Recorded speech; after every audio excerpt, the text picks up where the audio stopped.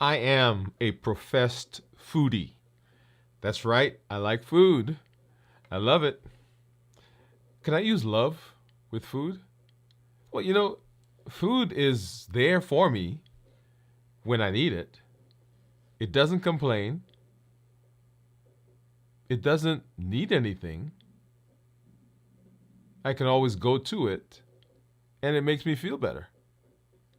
That's the way that a lot of us think about food. And as we're talking about the health of our world, of our communities, as we talk about the health of our countries, food is a big part of it. We do everything surrounding food. When we get pregnant, we eat. When we find out the sex of the baby, we eat. When we bless or christen the baby, we eat. When the baby gets baptized, when the baby comes of age, we eat. When the baby gets married, we eat. When they have children, we eat. We eat for funerals. We eat for comfort. When something happens with a friend of ours, we take food. We cook, and we go and we sit around food. Well, is our fetish with food really physiologic, or is it psychologic? And we talked last night about how food works and how our appetite works and how hunger works. And we're continuing in the series on the science of food. And we're doing that tonight right here on this episode. Hey, this is Dr. Dwain Woode. If you're new to me, that's Wood with an E. The E stands for endocrinology. Here on the channel, I educate, I empower, and I encourage you to take charge of your health and your life, avoid complications, and go to the next level. And in this year, that's right, new year, new you. I'm talking to adults with type 2 diabetes. I'm talking to those people who want to reverse their metabolic disease, who are trying to lose weight, who are trying to improve their blood pressure and their cholesterol, and on and on and on and on. If you're new, go ahead and put new in the comments because I'd love to welcome you with a hand clap and some music and let you know that I'm happy that you're here. And if you have questions as we go throughout the show, go ahead and drop those in the comments because I'd love to get to those so that we can answer and we can do all the things that you need and get to your questions. You know how we do it here. I've got my monitors off to my side that we're going to take a look at here in just a minute. And right below that is my Dexcom Clarity Report that we'll take a look at as we move into the show and see what's been going on with my blood sugars over the last several days. I am at this moment right at 48 and a half hours in this week's fast. Yes, right. That's right. As you know, we do a fast every week, and I've been doing 72 hours. And we'll talk a little bit about that in just a minute to get as we set up for the show. But let's go ahead and let's hop over and let's take a look and let's say hello to some of our community members. And I see Gian is here. Said, great to see you, doctor. It is my lunchtime. And Gian, you're joining us from Korea. Is that right? I'm eating lunch and see you. All right. Glad that you're here. Glad you're here. And Steve is saying hello to Gian. He said, I love food indeed. That's right. Gian says, hi, Steve. He says, I'm a food and sugar addiction and binge eater. Yes. Thank you for teaching us. How often do you fast? So I do a fast every week. We'll jump into that here in just a little bit. Gian is saying, I love food. Steve is saying, I love food too. We eat one meal a day. I ate 11 hours ago. I will eat again at lunch tomorrow. We've been doing this for 8 months and we've had great success. Yes, right. That's right. We've seen great success in all the things that we're doing. And for those of you, wherever you're joining us from, thank you for coming through. You should be seeing us on Twitch, on LinkedIn, Facebook, of course here on YouTube, Instagram. For those of you who are over there, thank you for joining us right now. We see several people that are over there. I actually see my sisters out there. Hey, Natalie, how are you? Thanks for coming through. We're going to be seeing each other soon. All right. So let's go through it. Let's hop to it. So I guess let me start with diabetes, right? Because that's a natural place to start. Over 1 billion people on the planet with diabetes or prediabetes. Yeah, huge. As we talk about diabetes, as we talk about blood sugars, as we talk about weight, in fact, a big component of weight has to do with food. Now, it is not the only thing, because we've talked here in this space about a lot of different things that will affect blood sugars and a lot of different things that will affect our metabolism. But a big driving force behind it is food. In fact, one of the pillars of our reversing diabetes, the pillar number 3, is to reduce sugar, and sugar has a direct, or food has a direct effect on sugar. So in this space, we've been talking about managing diabetes, reversing diabetes. How do we get metabolically healthy? And one of the tools that we've learned, that we've been using, is the tool of fasting. And so in the check-ins, what we're doing is figuring out how to fast successfully. That is one of the playlists that I've created on the YouTube channel. It's called How to Fast Successfully, and it has a list. I think at the last count, when I looked at it, there were about 100. Let me just double check, run over there. How to Fast Successfully. Yeah, so right now there are 100, and let me do this one. There are 100 videos that we've done in How to Fast Successfully. Actually, we've done more than 100, but there are 100 included in this playlist. In our playlist on how to reverse diabetes, and let me go pull that one up. In the playlist on how to reverse diabetes, there are 46 videos there, and those are each of the episodes that we've done throughout the year. Okay, so these are paired together. So how to reverse diabetes, and then of course fasting is one of the tools, and you'll see there on the YouTube channel. Go out there and watch them.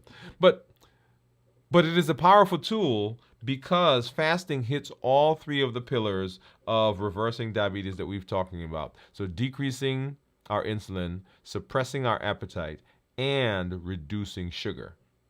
So fasting, amazing tool in doing that. And that middle component right there, right? The middle component, suppressing our appetite, is really the thing that we all struggle with. Yeah. I've talked to people before, and they say, hey, I had actually one lady, one of our patients said, hey, if you can help me control my appetite, if you can help me not be hungry, then I could lose weight. And she went on to lose about 100 pounds and is still maintaining that. So I love this conversation. And there is science behind it. There is something that's going on in your body. As an endocrinologist, I talk about hormones all the time. And hormones are powerful chemicals within the body that will push us in different directions. And a lot of what we are talking about tonight is going to be centering around hormones and how hormones work. So in the fasting space, what we're doing is we're setting ourselves up to be successful. And in order to be successful, we want to understand fasting and how fasting works. And as part of that, how our body works. And a big part of that is how our body functions as it relates to our appetite and how it relates to hunger. And so we've started a series last night on the science of hunger. The science of hunger. And tonight we're continuing that on the role of ketones in hunger suppression. Right? So lots of different things can cause hunger, cause us to feel like we're hungry. And tonight we're talking about how ketones play into that. But before we get there, let's go ahead and do a check-in. Anytime you are working, you're trying to change something, you want to improve something, you want to make sure that you are looking at how it is functioning, how it's working in your body. And there are 3 places where people tend to get stuck when it comes to fasting, and that's how they're feeling physically, how they're feeling mentally and emotionally. And so let's run through and let's do our check-in. So physically, I am actually feeling pretty energetic. I have been getting good rest over the course of this week. If you remember last week and the week before, or 2 or 3 weeks ago, I did not do that, and so I was feeling sluggish and feeling like my energy was decreased. But tonight, in this fast, I'm, like I said, a little over 48 hours in the fast, and I'm feeling pretty energetic. Can you tell? Right, there's a lot of energy. There's a lot of energy in there, and plus, I love this conversation. Right, as a matter of fact, I was waiting to come on to have this conversation. I even started the conversation today as I was talking to patients. It was in my mind, and so as we were discussing their issues that they were having, right? So this conversation was coming up because it is a big part of what goes on in our bodies and goes on in our thought process on how can I be successful in this space, right? So that's the question people have.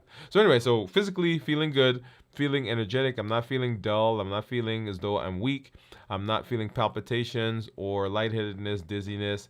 And of course, I've got my cup, right? I've got my mug here, and I've got a bottle of water. So let's go ahead and I'm gonna put some in here so I can be sipping on that while we talk. All right, and then so physically, and then mentally. And the mental part goes a lot with how we feel physically, because sometimes when you're tired, when you're fatigued, the brain doesn't function right. And I'm feeling clear. I'm not feeling foggy as though I'm in a bubble right now as I'm talking with you. And I feel pretty lucid in my thought process. And then, of course, emotionally is a big one because it is a direct result sometimes of our thought process and direct result of our energy. Plus, other things that are going on. So we've got some events coming up this week.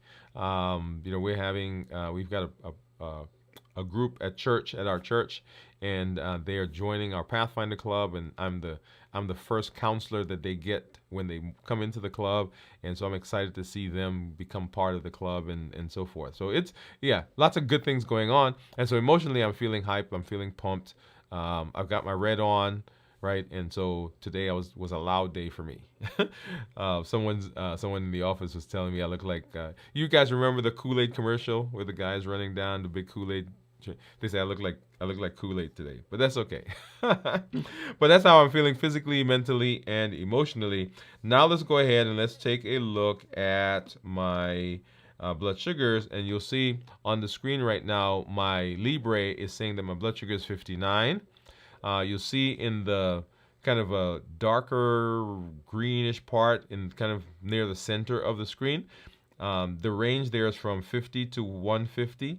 And you'll see that for most of today, my blood sugar has actually been in the red, and that's below 70. Okay, most of the day has been below 70. Of course, now it's 59. And as I said, I'm a little bit over 48 hours. Actually, 49 hours now that I'm looking at that. Okay, and then this is my Dexcom Clarity. Oh, and it says I need to start a new sensor. I didn't even realize that it had stopped. Okay, you guys want me to do that real quick right now? No, we'll keep going with the show. I'll do it as we go. Okay, so that's what my glucose is right now, and let's go ahead and let's take a look at my monitors, because I've got a Keto Mojo and I've got a Contour. Steve, are you putting in your guess there yet? I don't see that yet. So if you think everybody, if you're out there, you think you know what my ketones are going to be, go ahead and drop that in. So I'm 49 hours into the fast right now. 49 hours. All right. So here is my, let's do this one. So here's my Contour. I've got actually, did I put that in right? I think I did. There we go. Got my Contour, and then over here is my Keto Mojo. So let's get that strip open and into the device. And then I'm going to go ahead and open up this one. This is my ketone strip, and I want to open it because I don't want to poke myself again. If we go to my container and grab, let's see, here we go. Grab one of these lancets that I've become used to. And this is a screw top, right? So basically screw this off, and you'll see the needle maybe right there. Can you see it? Yeah, right there. Okay, and just find a finger, and I typically use the same finger. You can't see because I've got some pokes in there, but that's the one I use all the time. So let's go ahead and ow, ow, ow, ow, ow. Okay, so hopefully that's good because it felt, yeah, there we go. So, oop, see, it's kind of blurry. There we go. So drop of blood, get that started, keep that blood going, get this one started. And so Keto Mojo says I'm 68, and my contour says that I am 74. And you saw, of course, the Libre there that says I was 59. And let's go ahead and change this over.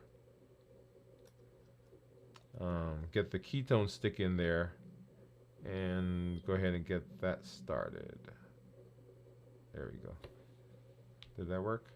Nope. There we go. Okay, let's get that one going. All right, and of course, as I do, I'm going to tease you guys because I'm not going to show you what it is. And I see Steve is putting in there. Steve says 101. All right, let's hop over and let's take a look at some of the comments. Let's see. Steve, wow, I am 1 meal a day since last summer. Eat only lunch, but weekend I end up eating a lot. How are we suppressing our appetite? Jiyun said, we do a plan 7 days a week. I've lost 50 pounds. I've gotten off all my diabetic. What? Oh, so, okay, that's Steve saying that. Yes, that's right, Steve. That's right. Congratulations again. I said, wow, Steve, great. Steve said, we get hungry, but we fight through it. It's become just normal for us. Jiyun said, how could you look so great under fasting? Any tips? I'm afraid I'm going to die and dizzy, sluggish with no food all day. And so Jiyun, a big part of what we will be talking about, and we'll do more of that tomorrow as we do our check-in, is preparation. Preparation is key to what we do, right? I really make it some days. Steve says 0.5 is what he thinks it's going to be, and then he said he's 1.1. He said he doesn't. Ji-Yoon said he doesn't have a device. He said try 12 hours of 16 to start, eat dinner a little early, then have a late breakfast or lunch. So Steve is giving some advice there on how to go about doing the fast. And yeah, so as we talked about last night, is to start gradually and then gradually expand your fasting window. So you'll start with a longer time when you're eating, and then you gradually compress that. And as you compress that, of course, the fasting gets longer. So I'm gonna do something. Give me just a second because I want to do this. I didn't intend to do it, but we're gonna do it anyway.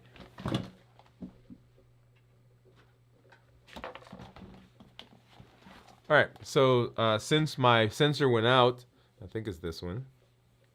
Yeah. Let's go ahead and we're gonna change my sensor. I don't think everybody's seen me do that. So let's hop over. Let's grab this one.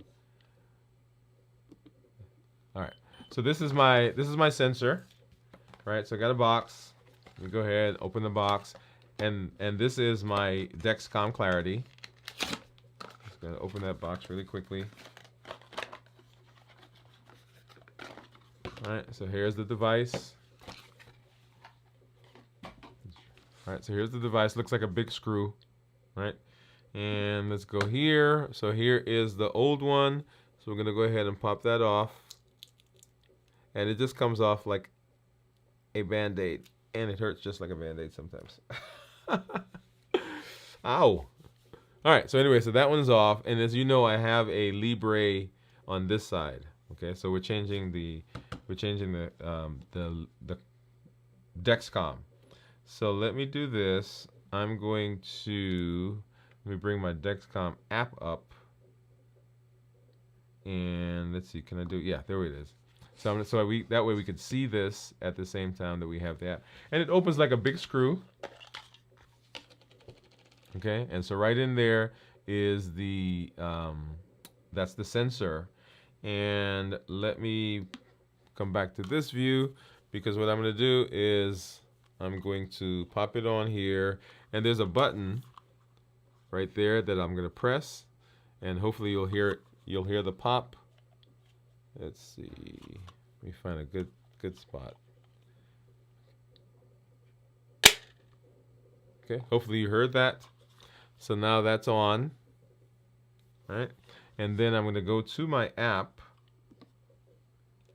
and on the app, I'm going to say start sensor. Let's see, where do I go for that? Glucose. All right, let's see. Profile. Come on, where is it?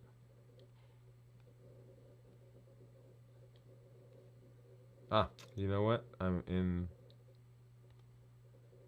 There we are. Okay, there we go. Let me come back to this, right? So right on the screen, you'll see it says start sensor. So I'm going to hit the start sensor, and it says use this to scan. And on this device, there is a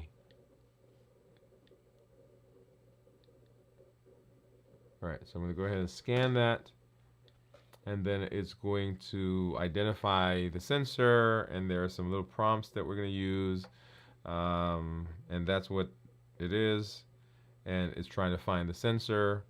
So it'll do that. It's going to say, do you want to pair it? I'm going to say yes, and then hopefully it says paired, and then it's going to go and say sensor warm up. All right, so we should be able to get that number before we go off the show. Okay, all right, so that's just a little plus that we have, but let's go ahead and let's have our conversation. And so we're talking about the role of ketones in hunger, and we're talking about how do we get through. And one of the questions that's here is this idea of how we control hunger, right? So Gian is saying the same thing. Okay, wow, how do we do this? How, I'm fasting, I've lost weight, or I'm struggling, and it's something that we all go through, right? So it's not unique to any one of us. It's something we all go through, and so we want to talk about how do we, what's going on in our body that is causing some of this, right? And how can we set ourselves up for success? Because we're talking about fasting as a tool, and you'll see as we go through the conversation that fasting is an amazing way of being able to regulate some of the hunger. So let's hop to it. So what are ketones? I guess that's the first place to start. So ketones are byproducts of the metabolism of fat, right? So the body, when we don't have a lot of carbohydrates, the body begins burning fat, and when it begins burning fat, one of the things that's produced in the body are these ketones that we talk about, right? So they're a byproduct of fat metabolism. They're produced in the liver, right? Produced in the liver. So that's an important one to know. And give me just a second here, y'all. All right, so they're produced in the liver, and they act as an alternate source of energy in the body. So it's kind of like the hybrid car. You've got gas, and you have the battery that the car runs on. And so same thing here in the body. We have carbohydrates, and we have fat that gets burned, and as a result of burning fat, we get the ketones. So it's an alternate source of energy, and this happens especially during times when we are fasting, or when we have low energy, or we are eating a low carbohydrate diet, right? So ketosis, right? People who are on ketogenic diets, and people who are on ketogenic diets, they're still eating. They're not fasting, but they are eating such low carbohydrates that they begin developing ketones. And so that's an important point there.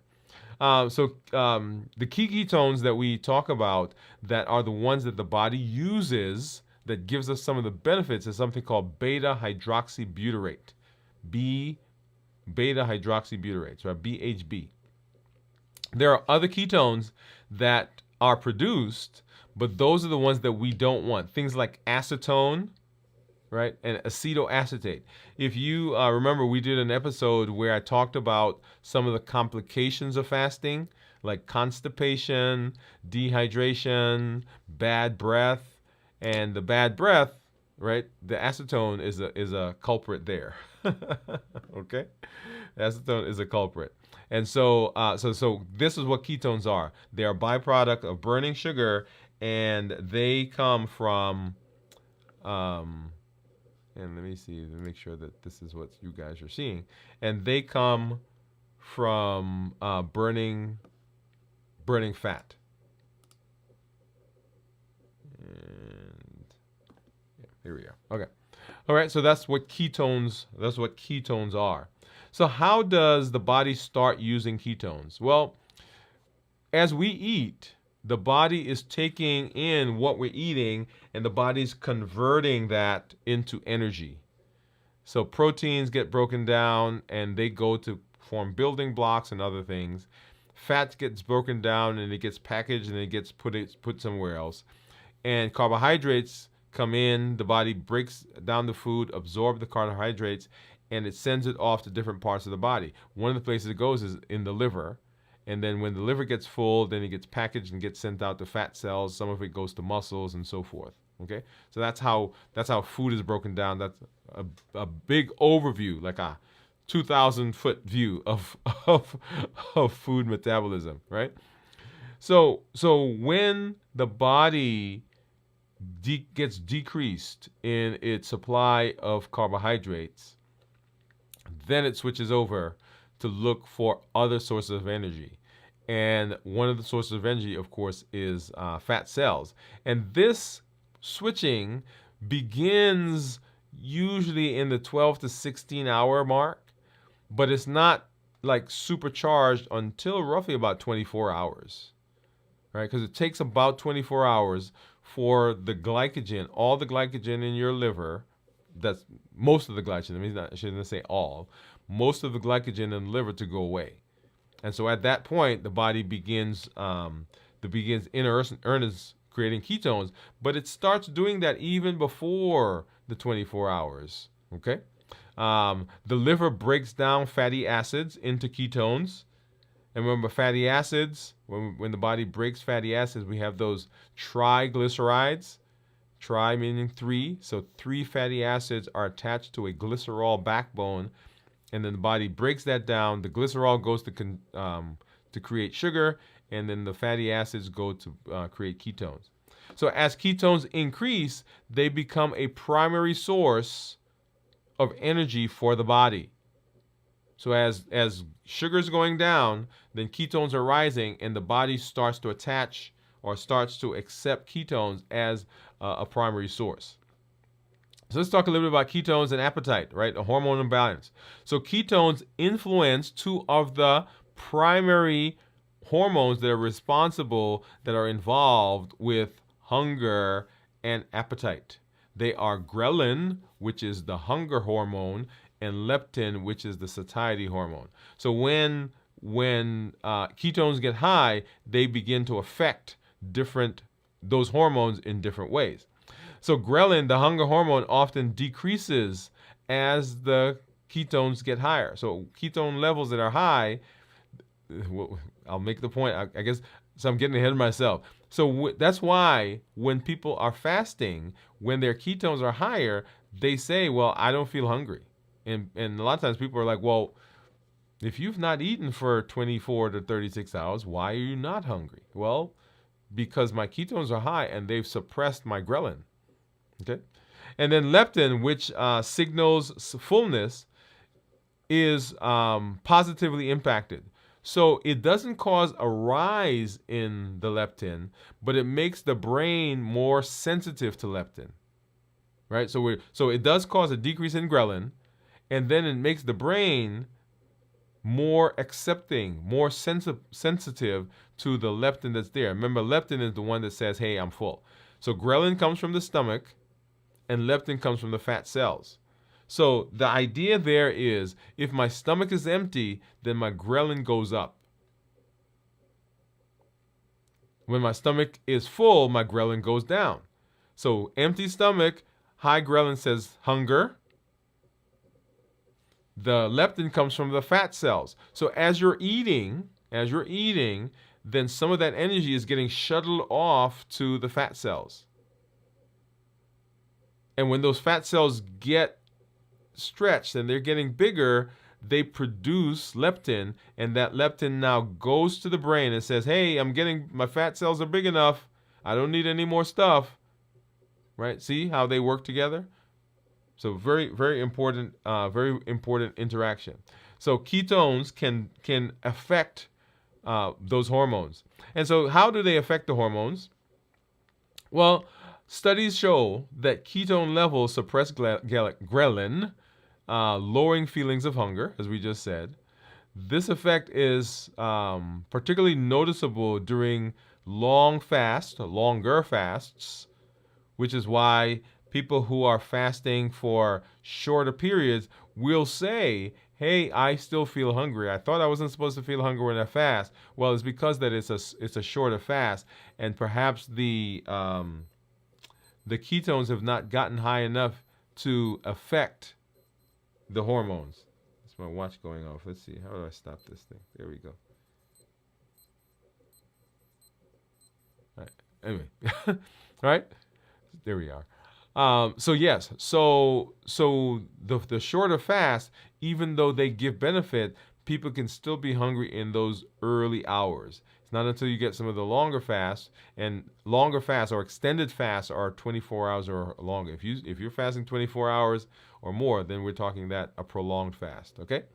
So ghrelin regulation reduces the empty stomach signals, helping with appetite control.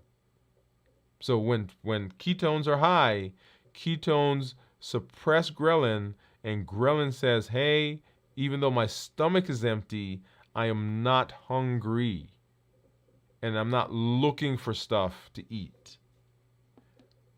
Last night we talked about the difference between physiologic hunger, that is the body needing energy, and psychological hunger, that is the body or your brain saying, hey, I would like how that tastes. Let me go get some. Okay, so ketones provide a more stable. So why do ketones help the feeling of satiety? Right. So why are ketones so good at satiety? Ketones are good at satiety because they help us. They're a more stable source of energy.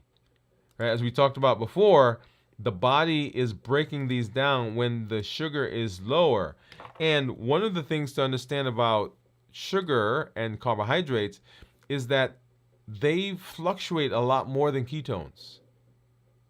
And that fluctuation going up when we eat, blood sugar goes up, insulin comes out, and that insulin causes stimulation of appetite.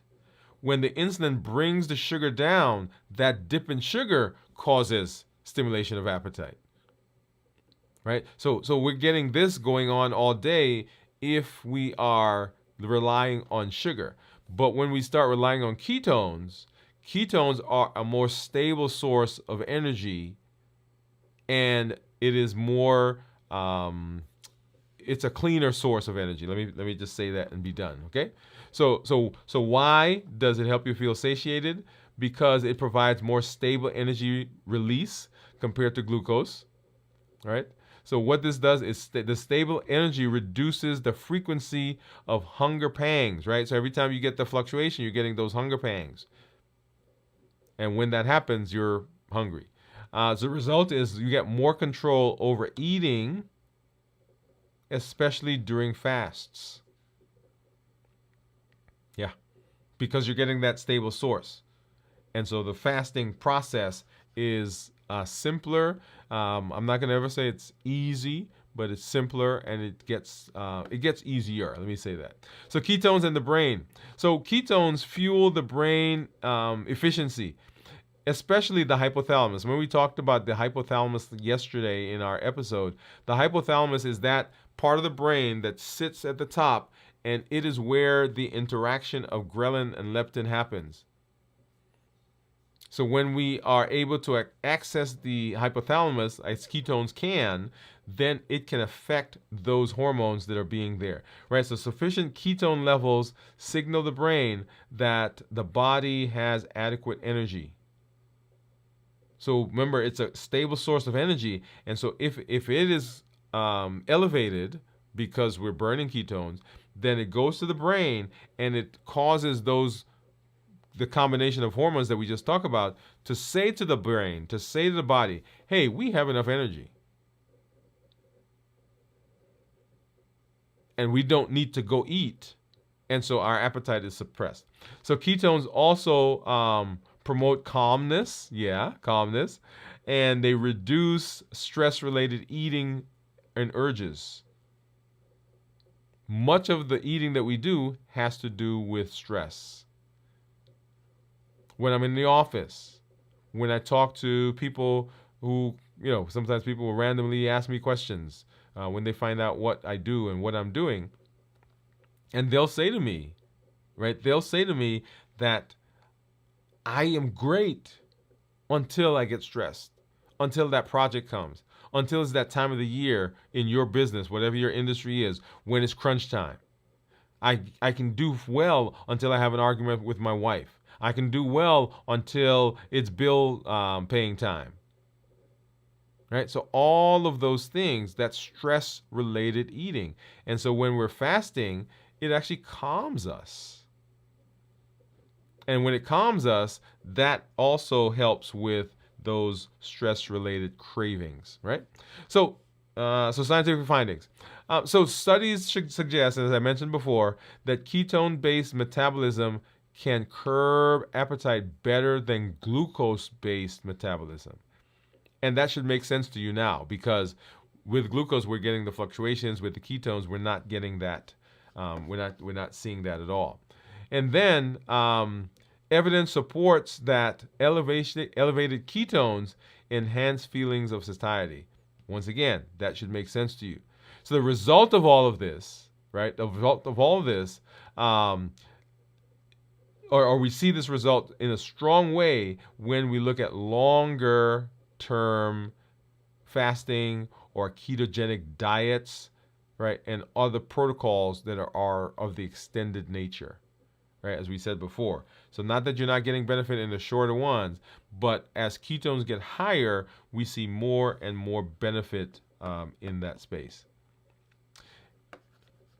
That should make sense to you, right? So ketones in real life action. So what do ketones do? They reduce snack cravings during fasting windows. Isn't that cool? So we're going to come back and do as I pause there for a minute, and I'm trying to think where that is, but when that's coming, can't remember the date, but we're going to talk about snacking. We're going to talk about snacking, because I'll say to people, and I want you to think about it right now. Why do we snack? Why do you snack? It's not hunger, right? Because we said hunger is a physiologic hunger, right? It could be psychological hunger, and that will make you snack. It could be boredom, and that will make you snack. It could be a habit that will make you snack, right? Remember the heat model? Right? All those reasons are reasons why we snack. And so when we fast, during the fasting, because those ketones are causing changes in our causing changes in how the hormones are running, or hormones are affecting the hypothalamus, then we don't have those cravings for snacking, for the food. Right? Awesome. All right, let's see, what else? So talking about real life. So when we're fasting, it's easier to maintain longer fasting periods. makes sense, should make sense to you now why that happens, because the ketones are there. And then you get increased control over meal timing, portion sizes, even after you fasted. So if we get used to it, if our bodies get used to doing this, right, we become metabolically flexible. We did a show on that. Then even during our non-fasting times, when we're eating, during our eating windows, then our body is more sensitive to the changes in the hunger hormones, and we're more likely to respond to them. So we eat less. We don't have those cravings for the snacks. We're able to regulate better because we did the fasting, and the fasting is actually resetting a lot of the systems that involve hunger and appetite and satiety and all the things we talk about when we talk about the metabolism or the physiology of hunger. Okay? So this is not just, hey, in my fasting window, this is happening, but it extends now into some of the other times. Okay? So one of the things that happens during, and we'll talk more about this as we get into some of the other episodes. Remember, we're doing a series now on the science of fasting. We'll talk about some of the other hormones that are affected by fasting that the body produces, like CCK, right, which slows the metabolism of food the transit of food in the gut. So people feel fuller longer, right? So there are lots of other things that go on that are directly impacted by fasting, by ketones, and so forth. Okay, so when we do a good job of fasting, when we learn, when we do it, when we become good at it, when we become metabolically flexible, then our bodies, even during our non-fasting times, will also we'll also get benefit there. So how do we support ketone production, right? Because they're saying, hey, if these ketones are so great, how do we support ketone production? Well, one, we want to prioritize fat intake before the fasting starts. Oh, yeah. Before the fasting starts, we want to prioritize fat intake. Because if we come into the fast having just had a lot of carbohydrates, guess what we're setting ourselves up for? We're setting ourselves up for cravings, for appetite stimulation, for physiologic or psychological hunger. But if we change that over and we start prioritizing fat as we're eating, leading up to that, remember the fat, we're not getting those spikes. Okay? We want to minimize carbohydrates during the eating window, as we just said, right? So balanced bites. Remember, balanced bites.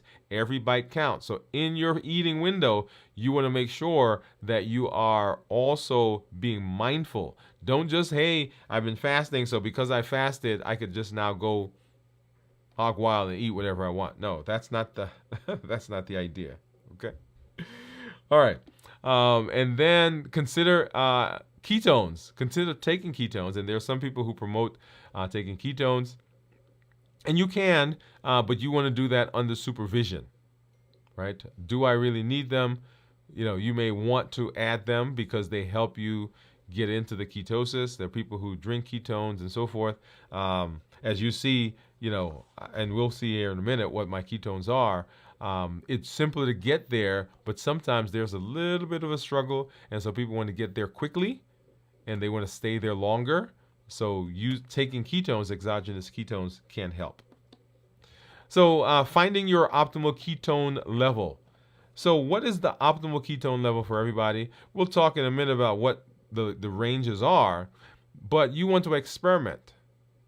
You want to experiment, well, what level of ketones do I seem to be able to lose weight but don't feel so drained, or it's not as long, right? Because remember, we want to use a tool for what the tool does for us. We want to use the tool in the best way possible, the most efficient way.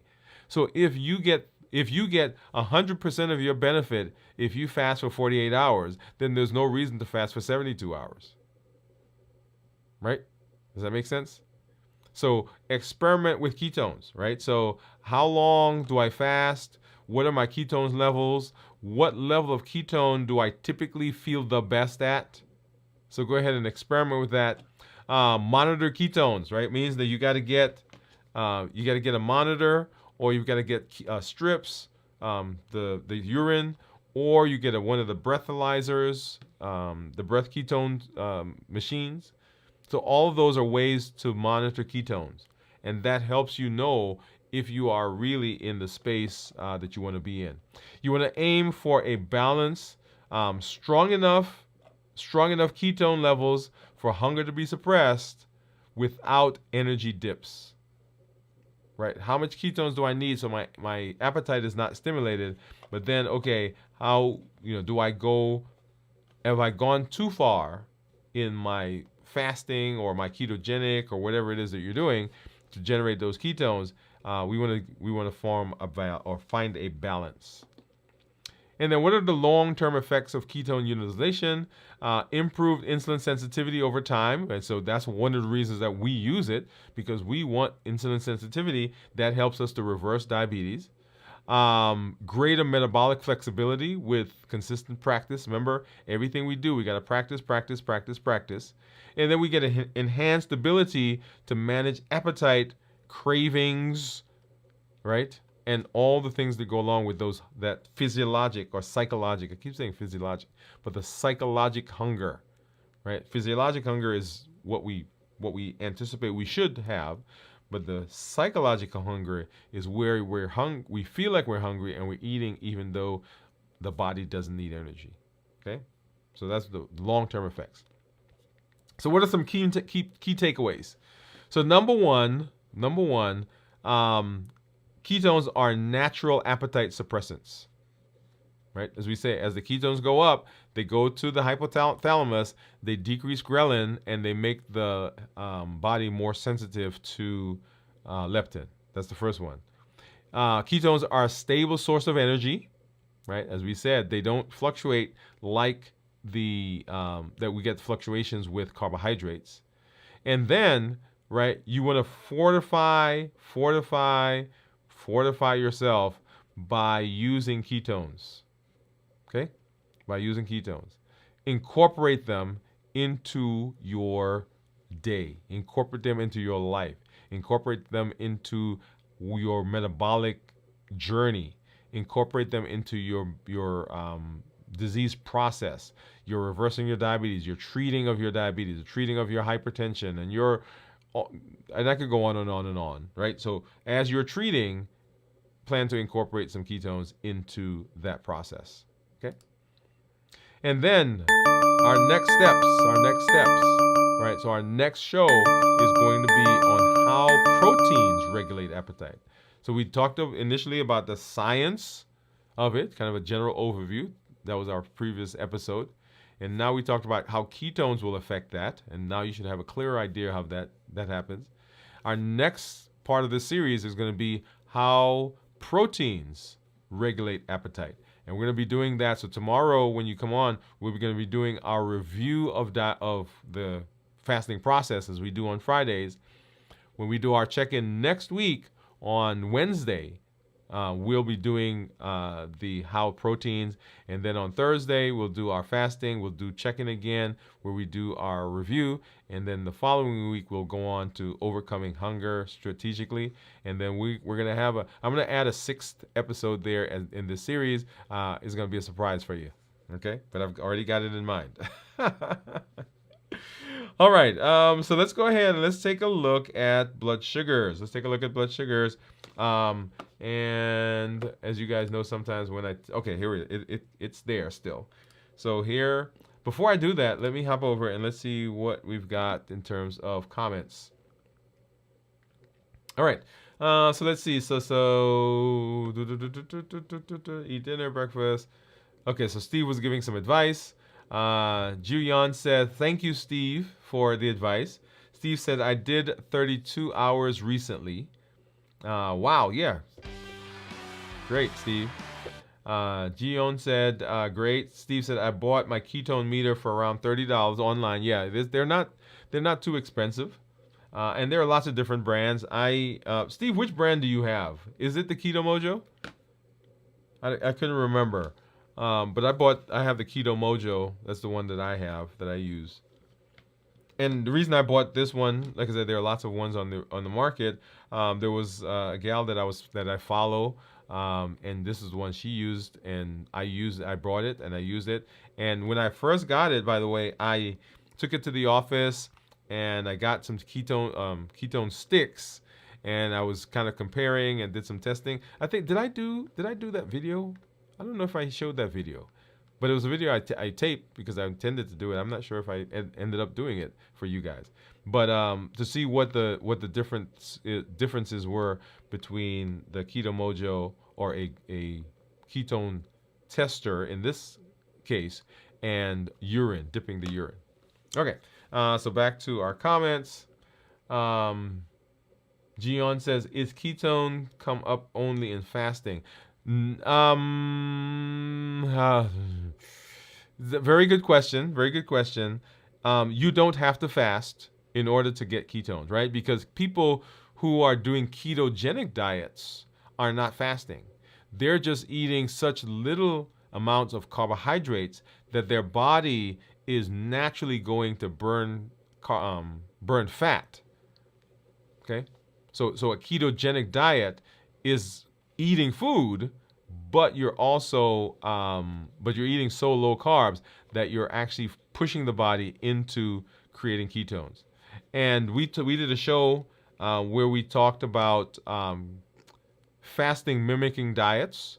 And so these are diets that are out there that mimic fasting that you can, some of them you have to purchase, and there's a particular protocol that they go through. This was all started by a guy out in, I think he's in California at Stanford, or don't quote me on that. But he was the one who initially came up with the fasting mimicking diets. Okay. Let's see. Steve, Doctor may cover that tonight. Oh, okay. His ketones come up. Okay, in fasting. Yeah, so I was just answering that question. Gian said, "I'm 42 years old woman who has 12-year-old daughter." Okay, I got it. Thank you, Steve. You helped me a lot. What can I eat for fat intake? This one can get interesting, right? So when we do our check-in, when we do tomorrow, we'll go a review on how to break the fast. But things like avocados, nuts, seeds, all of those have fat that you can eat. BM Keto from Walmart, Steve is saying, is I'm thinking that's a brand of ketones. And then Beth does the sticks. Okay. Awesome. And then Jeff said, heart exercise also gets me into ketosis. Yeah, so there are lots of different ways to get into ketosis. Let's go ahead and let's hop over and let's take a look at my blood sugars. I did, and this popped up. Right, so I finally was able to get numbers from my Dexcom, and you'll see there my ketones are 62, or not ketones, but my blood sugar is 62 according to that. And then if I pop back over here, you'll see my Libre says that I'm 61. So they're pretty close to each other. All right, let's go ahead and let's take a look at the meters here. And my report, I guess I should say, not my meter. But my average blood sugar over the last 14 days, 127. I'm in target 95% of the time, target being anywhere from 70 to 180. My glucose management indicator is 6.3. So that means that if I were to get an A1C based on what my blood sugars are here, then it would approximate a 6.3. Now, we can't say it's going to be 6.3, but it should be 6.3, but it's an approximation. It's a calculated number. That's why we can't call it an A1C. If I change this to look at 90 days, you'll see that my average blood sugar is 133. I'm in target 88% of the time, target being 70 to 180, and my glucose management indicators are 6.5. So if I got it based on these numbers, it would be a 6.5. And then, was it last week, we did our community meetup, and I showed everyone my numbers. Went through my labs. That was a great time to hang out. If I look at my daily graphs, and now I've been fasting, remember, for 49 plus hours now. Let me go back And you'll recall that on Monday when I did my show, I started fasting and I went for 24 hours fasting, and then I broke the fast and then restarted the fast. So Tuesday I restarted the fast. So Tuesday to Wednesday, right? 24 hours. And then Wednesday to where we are now. And of course, I don't have a blood sugar right now because my meter had ended. So we'll see what that is as we move into the rest of the fast. All right, so now let's hop over and let's take a look at my ketones. And let's go ahead and grab my Keto Mojo. And you see on the screen, that's what it was yesterday at a little over 24 hours. My blood sugar was 92 and my ketones were low. So let's go ahead and turn this on and let's go ahead and sync it. And I think Steve said that he thought, let me see if I can go back there and find it. Steve said that he thought it was going to be 0.5. His was 1.1 today. And if we get a drum roll, and boom, look at that. So blood sugar of 68 and ketones of 1.4, right? Ketones of 1.4. So when we talk about ketones, ketones less than 0.5 are considered normal. 0.5 to 1.5 are considered nutritional ketosis, and then above 1.5 considered therapeutic. And so I'm right now in the nutritional ketosis period, but just right on the cusp of going into the higher area. If I look at graphs, the turquoise line, those are ketones, and the tan line, that's blood sugar. And so notice that when I broke my fast last week, as I started eating, the tan line, which is blood sugar, went up. And as it went up, my insulin came out. And insulin, when it comes out, it causes ketones to go away. So as my blood sugar, the tan line, went up, notice that my ketones, which is the dashed line, that went down. And then now, as I started fasting, notice that the blood sugar, right, is dropping. The tan line is going down, right? Started up here at 133, 35, and then down to 92, which was yesterday.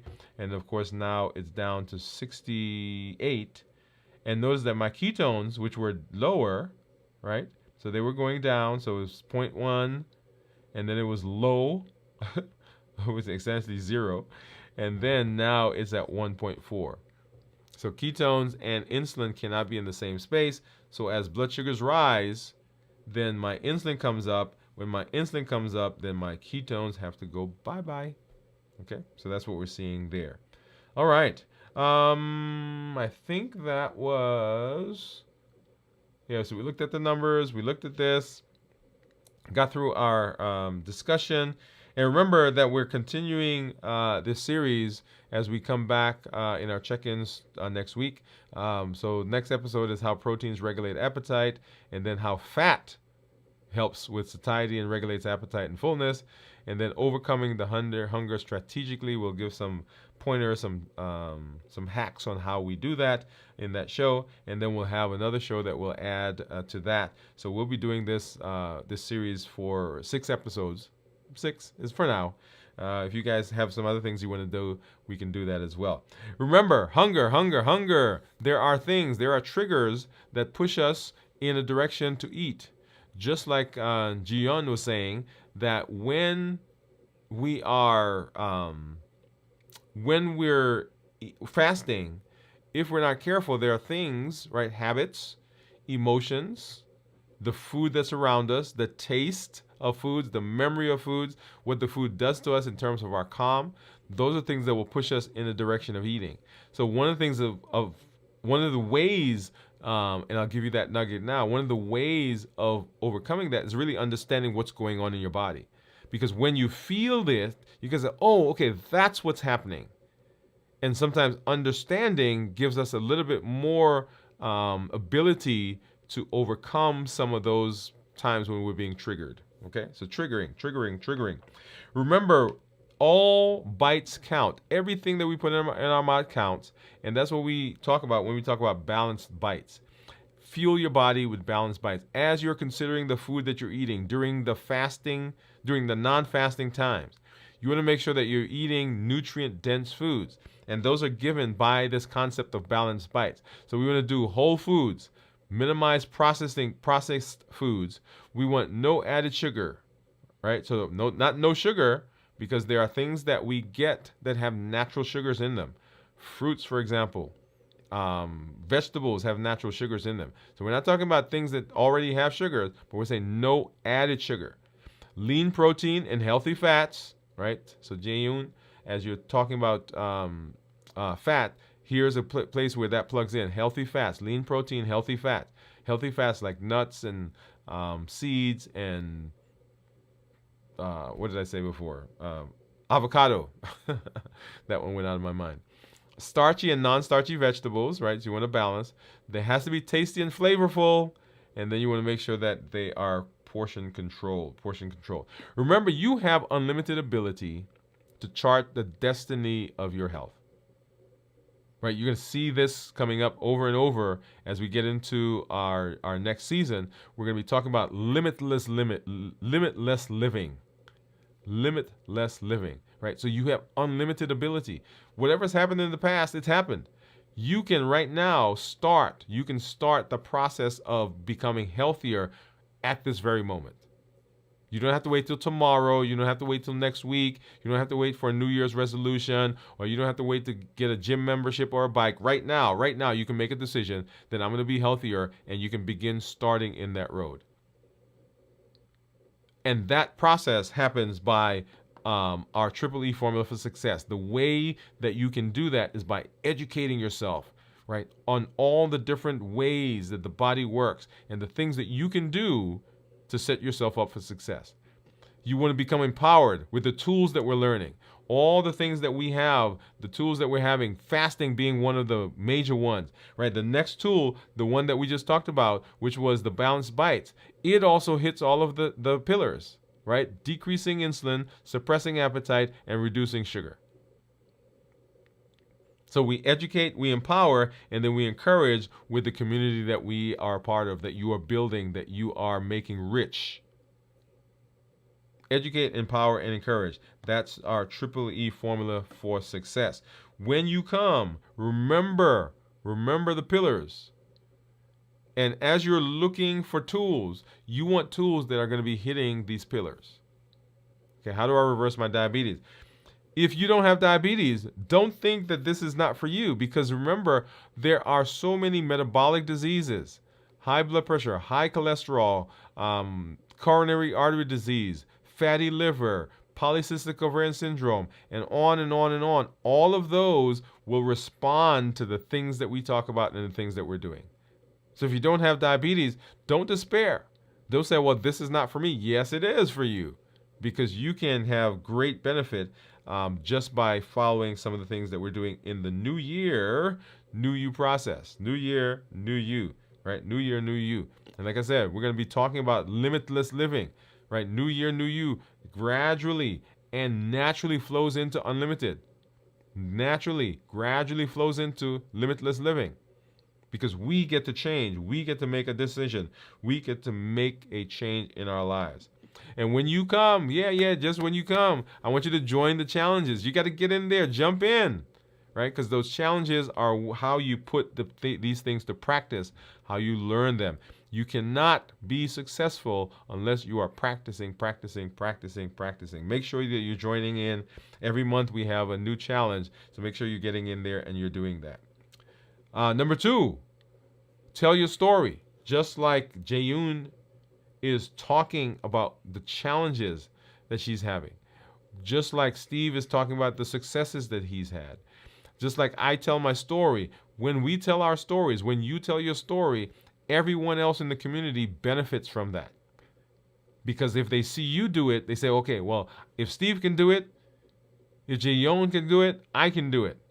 If Dr. Wood is having a struggle in this area, I'm not alone. Right? That's what community is all about. So come tell your story. And then invite somebody to this space.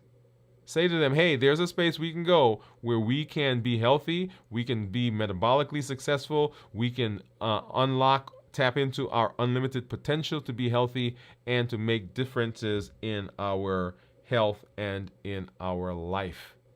Because that ultimately is the goal of all that we are doing. Okay? All right. So, as I always say, I love being in this space with you because you're my community. I love this community. I love the interaction. I love the questions you guys have, and I love the successes that you're seeing in your space. You get to hang with me. I get to hang with you, and I am so pumped that that's the case. All right. So once again, wherever you are, whatever platform you find yourselves on, make sure that you're joining us as we move through our space. We will be back tomorrow as we do our review of fasting in its entirety, how to prepare for a fast, how to get through a fast, and then how to break a fast. We'll be talking about all those different components. We'll be back Saturday at 9 p.m. Central with videos from the vault. And then on Sunday morning, 6 a.m. Central, we'll be here with This Week in Review. And then, of course, next week, we'll be right here with Dwain Woode, MD Live. You don't want to miss any of it because we're off the chain now, right? So we're in this and we are having successes. A lot of people are sharing their stories and having successes as they come to the office here in this space. You are having some successes. And if you're not having successes, you can, because you have the ability in your hands. And this is a space where you can do that. Hey, this is Dr. Dwain Woode. That's Wood with an E. The E stands for endocrinology. Here on the channel, I educate, I empower, and I encourage you to take charge of your health and your life, avoid complications, and go to the next level. And in this year, new you. Good night, everybody. We'll see you at our next show. Bye-bye.